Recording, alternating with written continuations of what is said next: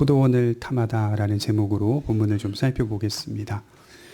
절대 권력은 절대 부패한다라는 말이 있습니다. 우리가 살아가는 이 삶 속에서 일반적으로 통용되는 말입니다. 실제로 역사를 보게 되면 절대 권력은 절대 부패하는 모습으로 드러나고 있습니다. 인간은 많은 권력을 가질수록 부패하는 경향을 보인다는 뜻일 겁니다. 그 부패에 대한 심판이 당장이 찾아오지 않는 것 같다 할지라도 역사 속에 그 심판은 반드시 찾아온다는 사실을 교훈하고 있는 말일 것입니다. 우리가 여기서 조심해야 할 것은 역사 속에 평가를 받는다는 말은 어떤 의미인지 좀 생각해 보아야 하는 것이죠. 역사에 대한 평가가 시대가 지나면서 사람들의 이성과 판단을 통하여 이루어진다는 것을 볼 수가 있습니다. 그러나 기독교가 말하고 있는 평가나 심판들은 그 중심에 인류가 하나님께서 그 부패한 권력을 점검하셨고 계산하셔서 드러내셨기 때문이라는 것이죠. 이것은 신적인 평가와 심판을 의미하는 대목입니다. 여러분, 모든 세상은 또 우주 만물은 하나님 앞에 서 있습니다. 하나님이 창조하셨고 하나님이 보존하시고 하나님께로 돌아간다라고 말할 수가 있습니다. 그러므로 바울이 로마서 11장 36절에 말하고 있는 바와 같이 이는 만물이 주에게서 나오고 주로 말미암고 주에게로 돌아가니라. 그에게 영광이 세세토록 있을지어다. 아멘. 이렇게 말하고 있죠. 그러므로 어떤 부패한 세력에 대한 역사적 심판이나 평가가 시대가 지나면서 드러난다 할지라도 이것은 인류의 훌륭한 때문이 아니오 역사를 통치하시는 하나님의 손길 때문임을 잊어서는 안 된다는 것이죠. 우리가 아무리 어떤 권력들을 비판하고 평가한다 하더라도 역사 속에 드러나지 않고 묻혀버리는 악한 권세자들도 존재하며 또한 역사 속에 악한 지도자가 선한 지도자로 탈바꿈하여서 존경받는 일들도 존재하고 있다는 것을 부인해서는 안 됩니다. 이것은 인간이라는 존재가 얼마나 주관적인 존재인지를 나타내주고 있는 대목이라고 할 수 있습니다. 그래서 절대 권력은 절대 부패한다라는 이 말이 우리 역사 가운데 대체로 통용되고 공감될 수 있는 말이지만 이 말이 온전한 권위를 가진 말은 아니라는 말씀을 드리는 겁니다. 오히려 역사 속에서 하나님은 그 권력을 점검하고 계산하고 계신다는 사실이 우리가 집중해야 할 역사적 태도라 이렇게 말할 수가 있겠죠. 제가 왜 이 말씀을 드리냐면 우리가 읽은 21장 말씀을 주석하는 자유주의 신학자들의 주석을 보니까 오늘 이 사건을 단지 절대 권력은 절대 부패한다라는 차원에서 이야기하고 있더라는 것입니다. 그것은 일반적인 교훈일 뿐입니다. 하나님의 관점에서 보면 주어지는 오늘 이 이야기는 절대 권력은 절대 부패한다라는 말씀을 하려는 게 아닙니다. 하나님의 선택을 받은 이스라엘이 어떻게 부패하였고 어떻게 그 은혜를 망각하고 있었는지를 말하려고 하는 것이죠. 여러분, 사실 열왕기서에 1차 독자가 있거든요. 주로 저희는 2차와 3차 독자라고 보통 부르는데요. 1차 독자가 누구였냐면 바벨론 포로 생활을 누리고 있었던 유대인들이었습니다. 그러니까 이 책이 처음 쓰여지게 된 그 시기가 언제였냐면 포로 생활을 하고 있었던 유대인들의 상황 속에 이 책이 처음 쓰여지게 된 겁니다.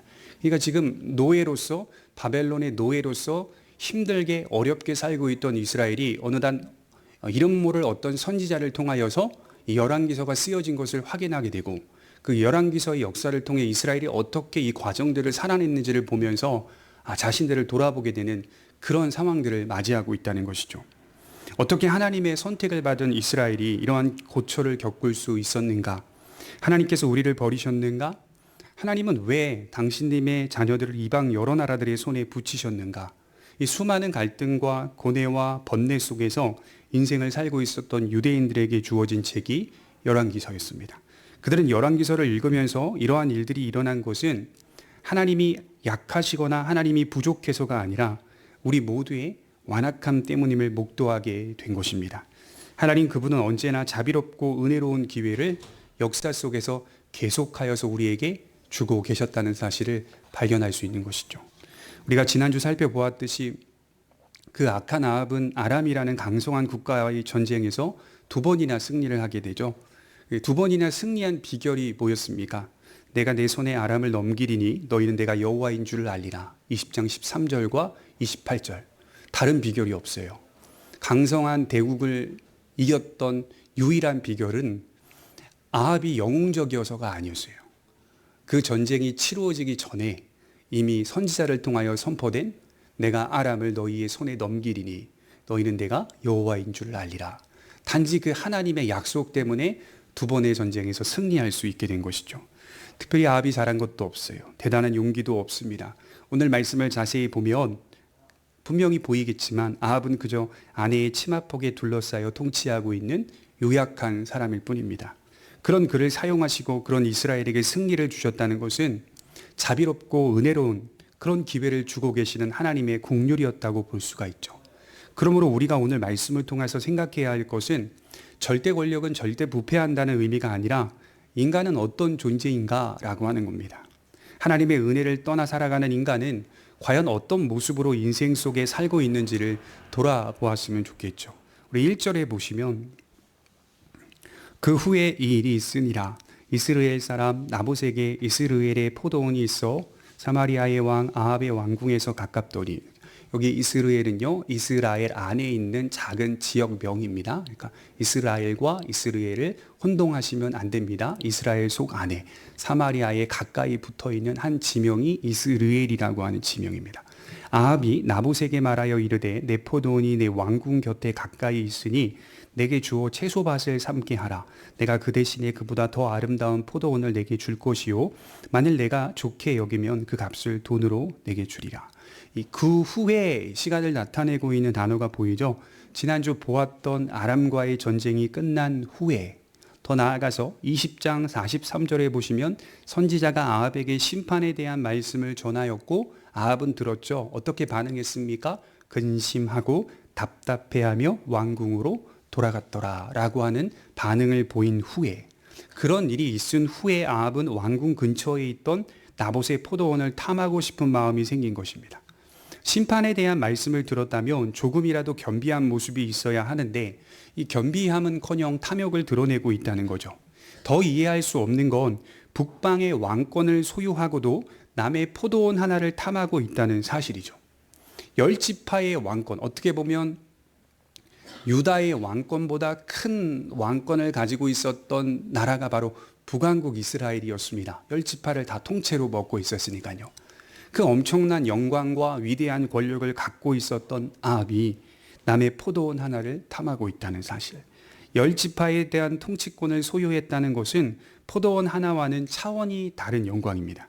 하지만 그는 나봇의 포도원을 갖고 싶습니다.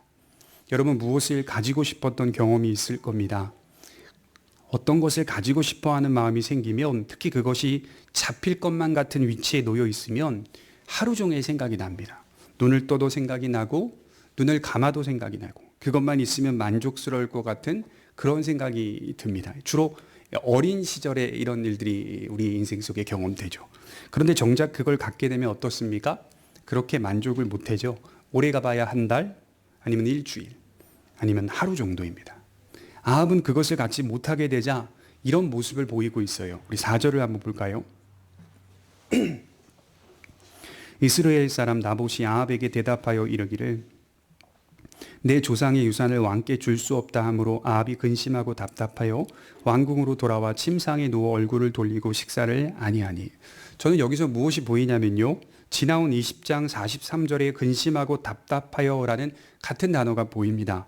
하나님의 심판의 말씀을 듣고 근심하고 답답해하며 침상에 누워 얼굴을 돌리고 식사도 아니하더라 라고 이어지면 참 좋겠는데, 이 사람은 지금 하나님의 심판의 말씀 앞에서는 잠시 근심할 뿐 이내 작은 포도원 하나 갖지 못하자 진짜 근심을 하고 있는 겁니다. 진짜 답답함을 보이고 있는 겁니다. 정작 근심해야 할 때는 근심하지 못하고 근심하지 않아도 될 것을 진심으로 근심하고 답답해하고 있는 그런 아합을 목격하면서 마치 우리의 모습과도 같다라는 사실을 생각해 보게 되죠. 포도원 하나 갖지 못해서 정말 근심하고 답답해하며 힘들어하고 있습니다. 정작 하나님의 심판의 말씀 앞에서는 괴로운 것은 잠시일 뿐입니다. 우리가 여기서 첫 번째로 생각해 볼 수 있는 것은 참된 근심과 거짓 근심입니다. 우리 고린도 후서 7장 10절을 한번 찾아보겠습니다. 우리 고린도 후서 7장 10절입니다.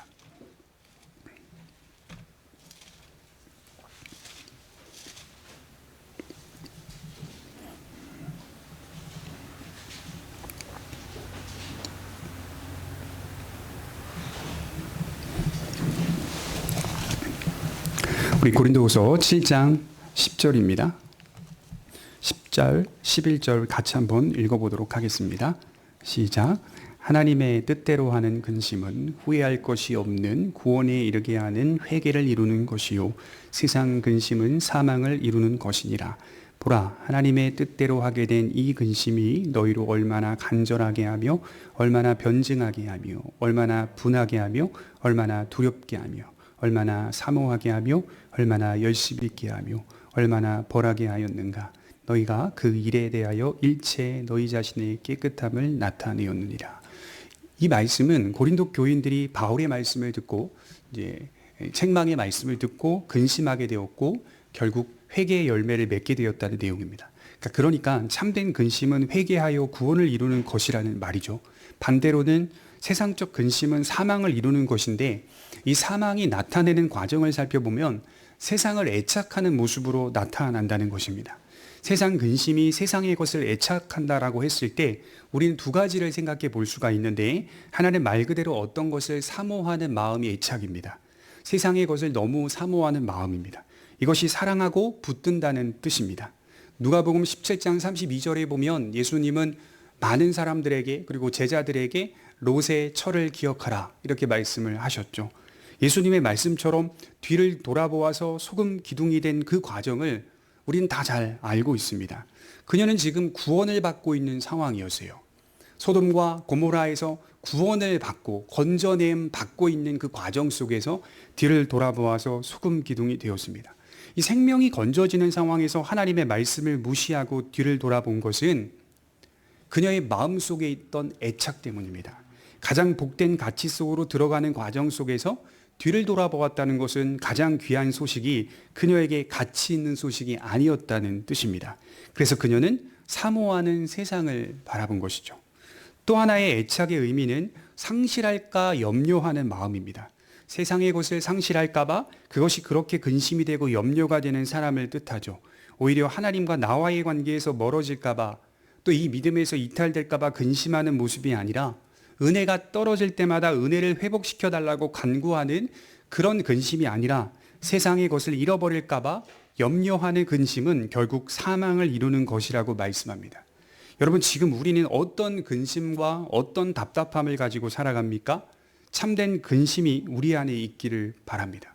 여러분, 여기 아합이 근심하고 답답하다라고 하는 이 형용사가요, 사르 짜이프라고 하는 단어인데요. 이제 어떤 목사님은 이걸 이제 아합이 분노하고 있다라고 표출을 하더라고요. 표현을 하는데 사실 이게 분노하는 것만을 의미하는 내용은 아닙니다. 그러니까 복잡 미묘한 감정인데 사르는 노하다, 분노하다라는 뜻도 있지만 짜이프는 슬프다라는 뜻이 있습니다.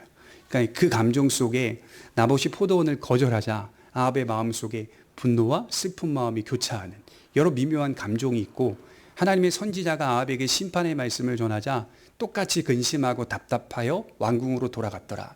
마음에 분노도 있고 화도 있으면서 슬픈 마음이 있고, 진짜 근심과 가짜 근심을 잘 구별하지 못하는 이런 아합의 모습들을 보게 되죠. 가장 결정적으로 말씀을 드리고 싶은 것은 인간의 탐욕은 만족을 모른다는 사실이죠. 왕권을 가지고 있었어도 자신이 누리고 있는 왕궁이나 왕권으로 만족할 줄 모르는 아합은 우리 자신의 모습과 똑같습니다. 인간은 그래요. 다 가지고 있는 것 같은데 항상 부족해서 다른 것을 더 가지려고 합니다. 제가 아주 오래전에 매스컴을 통하여 본 뉴스가 있어요. 유명한 연예인이 백화점에서 도둑질을 하다가 잡혔습니다.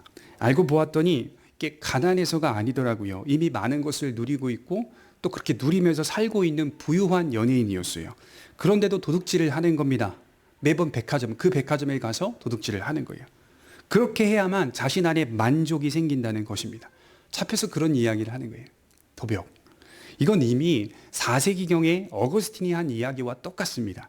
인간의 탐욕과 죄의 관계는 깊은 관계를 가지고 있다는 거예요.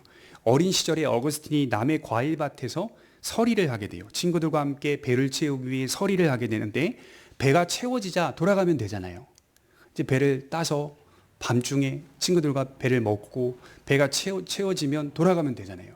그런데 거기 그 이야기를 보면 우리는 계속해서 서리를 하며 과일밭을 망쳐놨다 이렇게 적혀 있어요.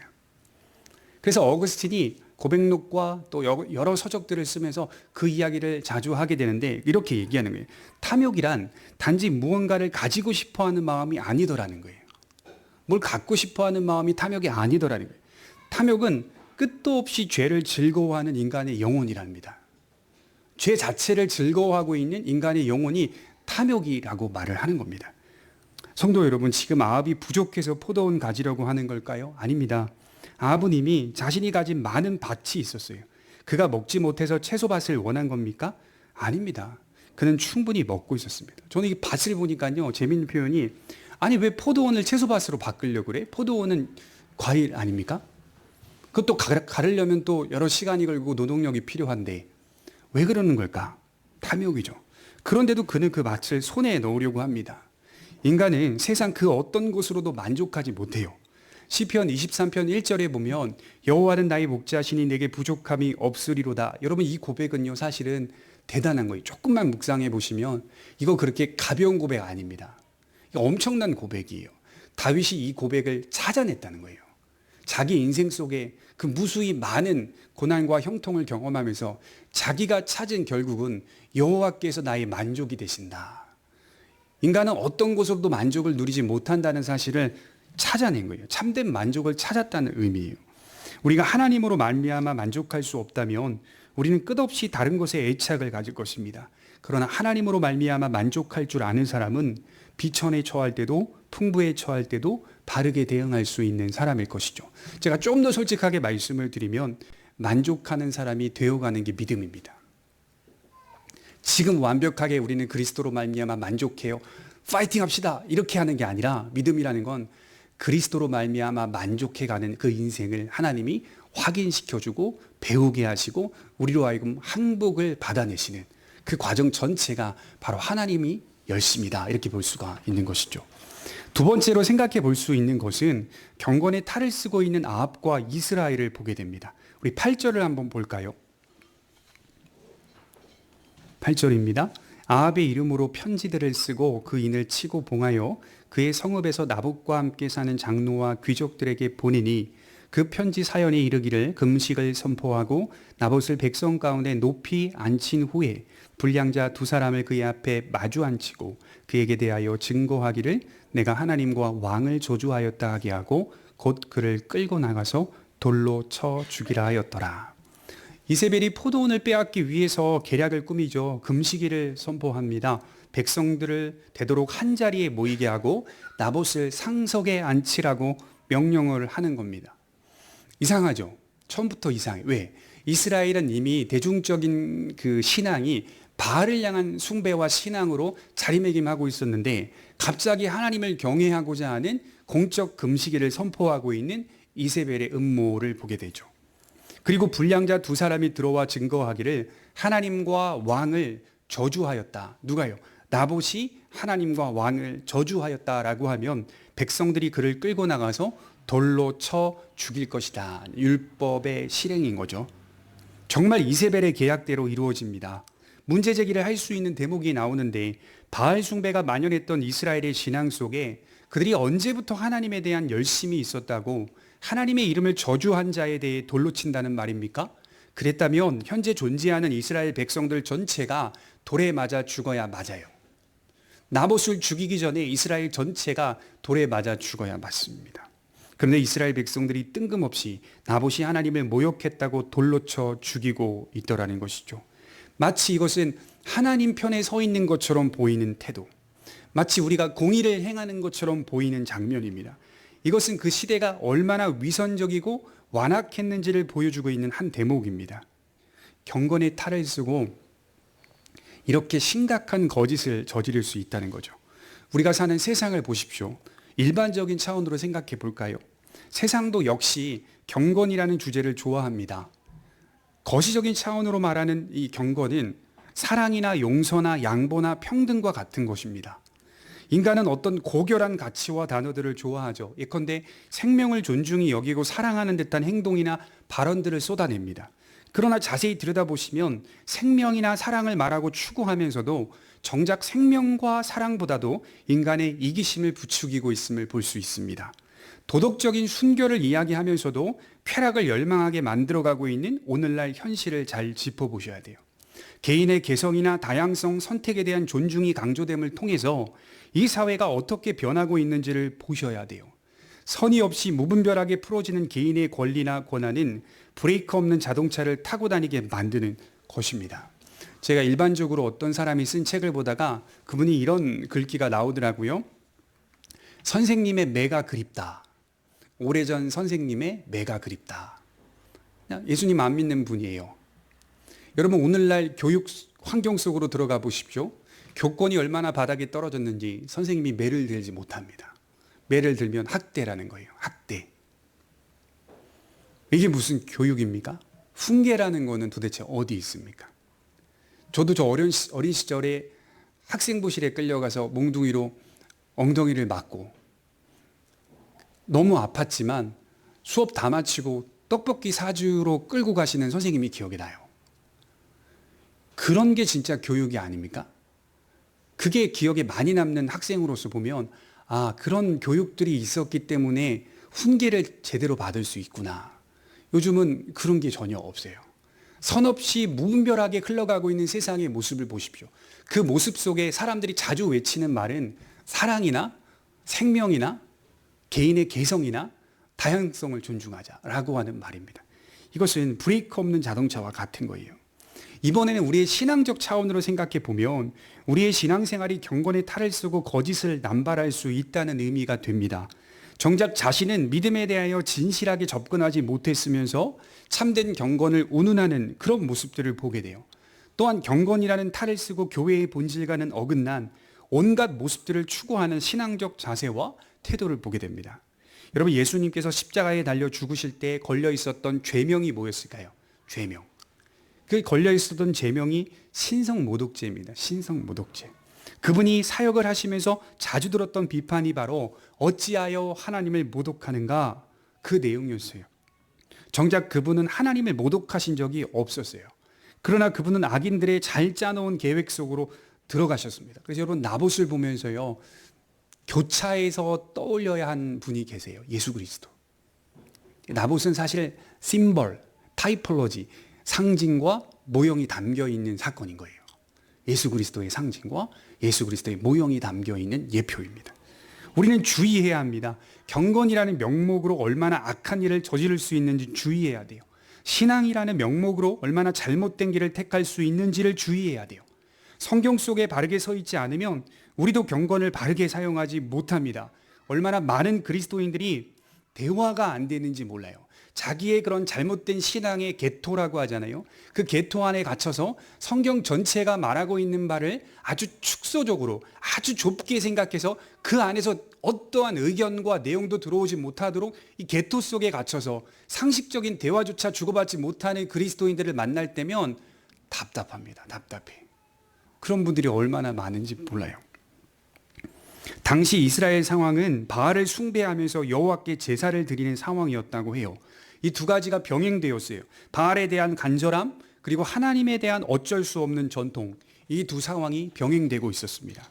하나님께 대한 제사는 선조 때로부터 온 것이니까 대략 드려야겠고, 바알에 대한 종교는 매우 매력적이니까 이것을 섬기는 것이 주된 신앙이었던 겁니다. 그리고 모두가 함께 이 일에 동참하고 있었던 것이죠. 오늘 이 사건이 아합과 이세벨이 나봇을 죽인 것 같지만 실상은요, 이스라엘 전체가 하나 되어서 저지른 일입니다. 모두가 하나 되어 신실한 믿음의 사람 나봇을 죽이고 있어요. 그리고 그가 죽자 16절을 한번 볼까요? 나봇이 죽자 이렇게 기록하고 있어요. 아합은 나봇이 죽었다함을 듣고 곧 일어나 이스라엘 사람 나봇의 포도원을 차지하러 그리로 내려갔더라. 곧 일어나 라고 하는 표현을 보면서 인간은 악을 행하는 데는 신속하고 열심 있게 행한다는 것을 보게 되죠. 일반적인 삶의 순리에서도요, 선은 언제나 더디고 느립니다. 선이라고 하는 이 가치는, 고결한 가치는 언제나 느리고 더딥니다. 그러나 악은 언제나 빠르고 신속합니다. 그리고 아주 열심 있게 작용합니다. 이사야서 59장 7절에 보면 이사야가 뭐라고 말했냐면 그 발은 행악하기에 빠르고 무지한 피를 흘리기에 신속하며 그 생각은 악한 생각이라. 굉장히 빠른 모습을 보게 되는 거예요. 그래서 갈라디아서 6장 9절에 보면 바울이 뭐라고 성도들에게 권면하냐면 여러분이요 선을 행하되 낙심하지 마십시오. 때가 이름에 거두리라 이렇게 말을 해요. 선을 행하면서 낙심하지 마십시오. 이건 뭐냐면요, 그 전제가 선을 행하다가 낙심한다는 말이에요. 낙심하는 상황이 몰려온다는 말이에요. 왜냐하면 선이라고 하는 것이 세상에서 금세 드러나지 않기 때문이고 보상이 주어지지 않기 때문입니다. 오히려 악이 선으로 둔갑하여 열광한다는 사실을 유념해 볼 필요가 있어요. 우리 마지막 세 번째로 생각해 볼 수 있는 것은 나봇의 순종입니다. 나봇이 모함을 받아 살해되는 과정 속에는 그의 순종이 있었습니다. 하나님 앞에서 그의 신앙이 있었죠.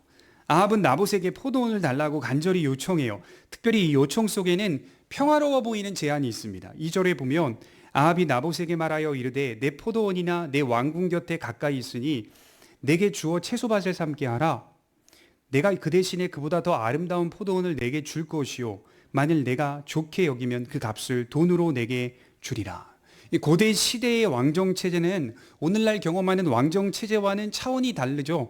이세벨의 고향 두로와 시도는 페니키아인들의 나라였는데 왕이 어떤 것을 가지고 싶다면 그냥 가져오면 됩니다.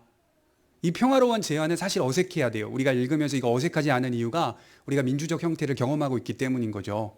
이런 제안의 형태를 우리 인생 속에 경험하며 살고 있기 때문인 거죠. 사실은 이건 굉장히 어색한 기록이에요. 고대 시대에. 기원전 9세기경에 이런 제안이 있었다는 건 말이 안 되는 기록이에요. 필요하면 가져오면 됩니다. 지난주 아람 왕은 아합에게 20장 3절에 내 나라의 아내도 내 것이고 자녀들도 내 것이요 아름다운 자도 내 것이라 이렇게 고백했어요. 그냥 내 나라에 있는 모든 것은 다 내 것이다. 강대한 대국이 그렇게 말할 수 있는 것이 고대 근동의 왕정 체제였어요. 이처럼 빼앗아 오는 것은 마땅한 것이고 잘못된 일이 아닌 시대였습니다. 그런 시대 속에서 아합이 나봇에게 요청하고 있는 이 평화로운 제안은 어떻게 보면요 선해 보인다라고 말할 수가 있어요. 고대 시대의 왕과 백성과의 이런 협상이 기록되어 있다는 것은 정말 선한 모습 같아 보여요. 요새 영화 개봉하는 영화 중에 이터널스라는 영화 있죠. 우리나라 배우 중에 마동석 씨가 촬영하고 있는 영화. 거기 보면 길가메시라고 하는 인물이 나오는데 이제 성경을 이제 비교할 때 길가메시의 서사시 이런 고대 근동의 책들과 함께 비교하면서 고고학적 문서들을 따지는 그런 학자들의 모습들을 이제 보게 되는데요. 길가메시 서사시의 가운데서 나타난 내용 중에서 십계명과 흡사한 내용들. 그다음에 길가메시가 이런 이야기한 내용 중에 어떤 선한 도덕법들 그런 내용들이 십계명과 굉장히 흡사하다라고 하는 것이 학자들이 발견한 내용입니다. 그런데 그럼에도 불구하고 구약 성경과 상당히 큰 차이가 있다는 걸 발견하는 거죠. 무슨 차이죠? 고대 근동에는 그 왕권을 함부로 휘두를 수 있는 왕이 하나님의 자리에 올라설 수 있고 빼앗을 수 있고 착취할 수 있는 것이 상식적으로 그 길가메시 서사시 안에서도 이미 녹아져 있다는 걸 발견하는 거죠. 재밌는 건 구약 성경은 안 그래요. 구약이라고 하는 하나님의 말씀은 또 십계명 도덕법들을 보게 되면 하나님의 말씀은 그렇게 빼앗아 오고 착취하는 것으로 명령하지 않더라는 거예요. 결코 그럴 수 없다라고 말하는 거죠. 저는 여기서 잠시 멈춰서 하나님의 의로우심을 보게 돼요. 구약 성경의 이스라엘이 복을 누리는 이스라엘의 그런 상황 속에 보면 매우 평화로운데 왕이라고 해서 무조건적으로 빼앗을 수 없었다라고 하는 것을 볼 수가 있어요. 다른 나라의 고고학적 기록들은 대부분 왕이 어떤 것을 가지고 오는데 어려움이 없어요. 그러나 유독 이스라엘의 기록을 보면 왕이라고 해서 백성들의 것을 함부로 빼앗아 올 수 없었다는 거예요. 이것이 왜 그러냐면 하나님께서 주신 율법 때문입니다. 하나님의 말씀 때문이에요. 하나님의 말씀을 통하여서 이미 참된 인간은 어떠해야 하는지를 말씀하고 계셨기 때문입니다. 왕이든 백성이든 참된 인간의 모습을 회복하라. 그것이 하나님 나라의 모습이다. 착취할 수 없다. 이러한 신앙적 전통 안에 있었던 아합은 함부로 나봇의 포도원을 취할 수 없었던 겁니다. 아합이 십계명을 알고 있었겠죠. 함부로 그렇게 가지고 올 수 없었다. 그런데 가지고 오고 싶기는 하고 결과적으로 그가 명분을 만들어서 빼앗아 오긴 했지만 그럼에도 강제로 빼앗아 올 수는 없었다는 것을 보게 됩니다. 오늘날 우리가 이 말씀을 읽으면서 쉽게 공감하는 이유가 뭐냐면 우리는 다 이미 민주적 형태를 경험하고 있기 때문입니다. 그런 민주적 형태의 모습이 이스라엘 나라 안에도 자리 잡고 있었기 때문이죠.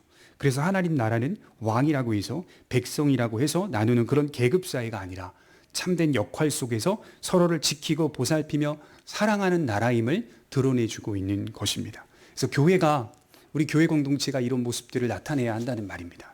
하나님 나라의 모습들을 이런 모습들을 나타내야 세상에서 복음이 무엇인지를 듣고 배우기 위해 오는 그런 역사가 있다는 것이죠. 특히 오늘 나봇이 아합의 제안 앞에서 분명하게 거절한 이유를 보게 되면 이보다 더 깊은 의미가 있는데 3절을 한번 보겠습니다. 3절에 보시면 나봇이 아합에게 말하되 내 조상의 유산을 왕에게 주기를 여호와께서 금하실지로다 하니, 자, 여호수아부터 주어진 가나안 땅은 제비를 뽑아서 하나님의 섭리 가운데 주어진 약속의 기업이었어요. 이스라엘에게 땅이라고 하는 주제는요, 어떤 주제냐면요, 하나님의 약속을 바라보고 드러내는 하나의 목적입니다. 그러니까 이스라엘은 땅과 신앙이 같이 가는 정체성을 갖고 있는 거예요. 그래서 땅은, 토지는 하나님의 약속을 구현하는, 하나님의 약속을 반영하는, 하나님의 약속을 붙잡는다는 어떤 가시적인 상식적 어떤 상징이었다고 볼 수가 있죠. 그래서 이스라엘은 토지를 하나님의 약속과 묶어서 생각했다는 거죠. 장차 우리가 맞이하게 될 하나님의 그 나라, 영광스러운 그 나라를 이미 이 땅에서 맛보기 위해 하나님이 제비비를 뽑아서 주신 그 섭리 가운데 주신 약속의 땅을 영구히 보존해야 한다는 것이 그들의 정체성이었습니다. 모세 율법을 보면 이스라엘 자손은 자기의 선조 때로부터 내려온 토지를 영구히 지키도록 되어 있습니다. 레위기 25장 23절에 보면 서로 어떤 사람의 기업이 팔렸을 경우에도 조만간 되찾아와야 했어요. 그것은 여호와께서 선조 때로부터 주신 믿음의 기업이기 때문입니다. 그래서 땅을 팔아 넘긴다는 건 땅만 넘어가는 게 아니에요. 지위도 상실하고 신앙도 넘어간다는 뜻이에요. 정체성이 사라지는 것을 뜻하고 하나님에 대한 신앙을 지키지 못하는 것을 의미합니다. 그래서 아합이요, 평화로운 제안을 하듯이 이 제안을 이야기했을 때 나봇이 이 부분을 제일 먼저 왕에게 말하고 있어요. 그거 안 돼요. 제가 얼마나 열심히 이 포도원을 갈았는데요, 이거 말한 흔적이 없어요. 여호와께서 금하실지로다, 이렇게 말하고 있어요. 하나님이 금하시는 겁니다. 그리고 그의 결말은 억울한 죽음이었습니다. 나봇의 죽음과 여호와의 말씀이 서로 연결되어 있는 걸 보게 돼요. 여호와의 말씀을 따라 산다는 것은, 말씀을 지켜낸다는 것은 세상이 볼 때는 무가치한 일이라는 겁니다.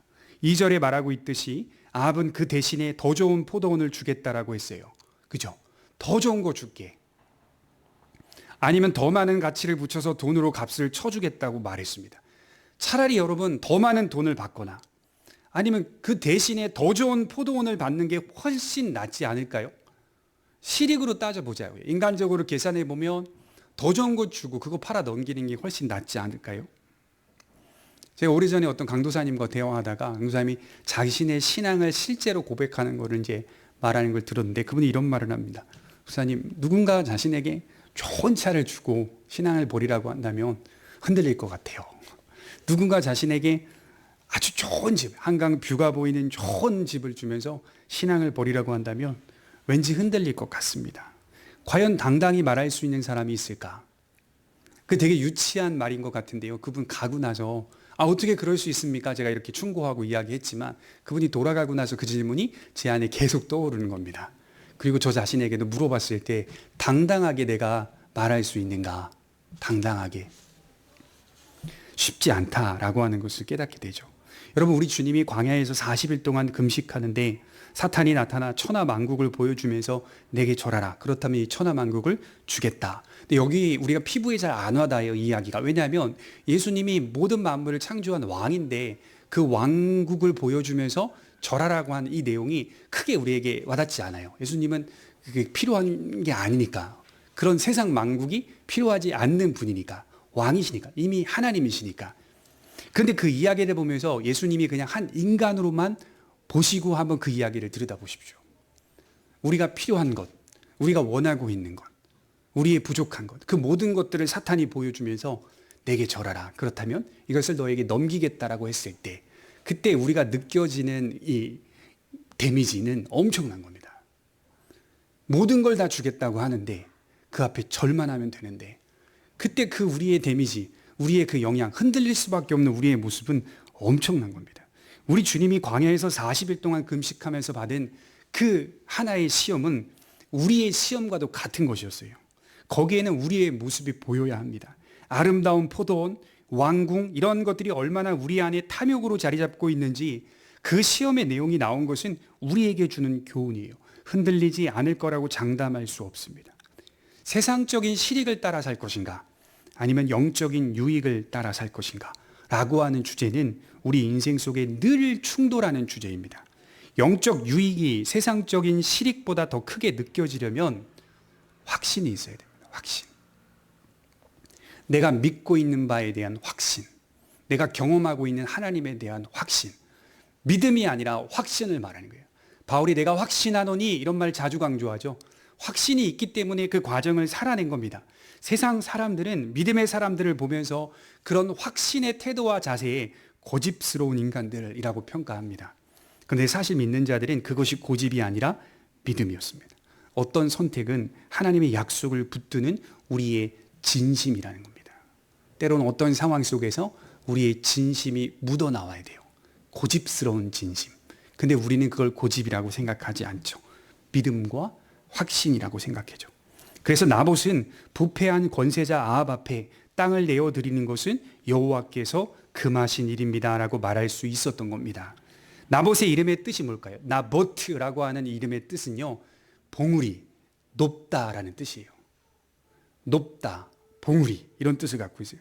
그는 악인들의 음모에 따라서 정말 상석에 앉으세요. 높은 봉우리와 같은 자리에 앉았다가 수모를 겪고 죽음을 맞이했습니다. 세상에서는 그는 결코 높은 자가 아니었습니다. 그러나 하나님께서는 그를 높은 자로 평가하고 계신다는 겁니다. 여러분, 우리 주님께서도 악인들의 음모 속으로 들어가 온갖 수모를 겪으셨고 희롱을 당하셨습니다. 그분의 십자가에는 유대인의 왕이라는 희롱 섞인 명패가 적혀 있었습니다. 세상 사람들이 그분을 높이는 것처럼 그 명패에 유대인의 왕으로 적어놓고 예수님을 죽였어요. 그리고 그분은 이내 죽음을 맞이하셨습니다. 중요한 것은 뭘까요? 다시 살아나사 잠자는 자들의 죽은 자들의 부활의 첫 열매가 되셨고, 이는 모든 이름 위에 뛰어나신 분임을 증명하셨습니다. 그래서 바울이 빌립보서 2장 9절에 이러므로 하나님이 그를 지극히 높여 모든 이름 위에 뛰어난 이름을 주사 하늘에 있는 자들과 땅에 있는 자들과 땅 아래에 있는 자들로 모든 무릎을 예수의 이름에 꿇게 하시고 모든 입으로 예수를 주라 시인하여 하나님 아버지께 영광을 돌리게 하셨느니라. 예수님이 세상 앞에서 영광을 받게 하나님이 예수님을 살리셨고 모든 이름 위에 뛰어난 이름이 되었다.